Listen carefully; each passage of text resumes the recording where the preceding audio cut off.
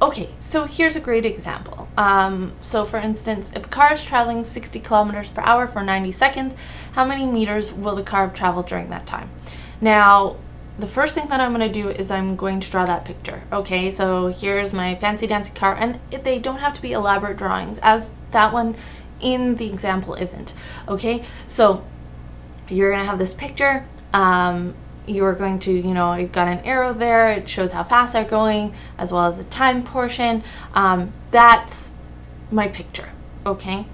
Now I've got a conversion there, but I may at first not know that I need a conversion portion as well.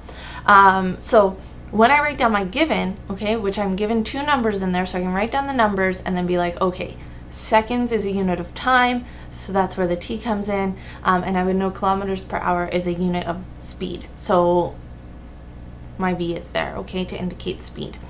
Now I have that little note there, and I mean, you wouldn't have to write that down personally. This is something that you need to know though, is that when the units don't agree, so for example, in that particular situation, I've got seconds for my time, but then I've got hours for my speed.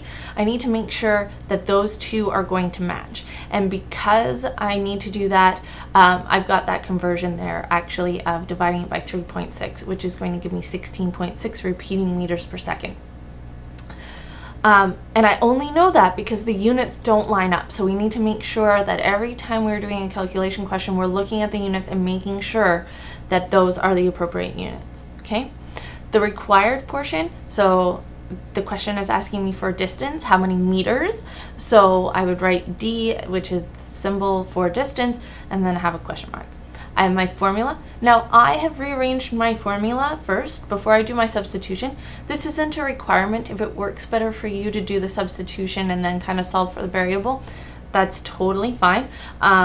This is just how I like to do it. Finally, I have my substitution, okay, where I've substituted in those values. Again, the reason why we're doing this is because sometimes, even though we have everything else correct, it's the substitution where we went wrong, okay? And then I have my answer, and my answer is proper significant figures, and it has units, okay? So those two things are going to be there. Now, just again, as a little side note, I don't have to write, given, required, formula, substitution, answer. I'm going to know that those are there by looking at those things. So you need to write down the stuff that's in the blue as well as that little picture in the black, okay?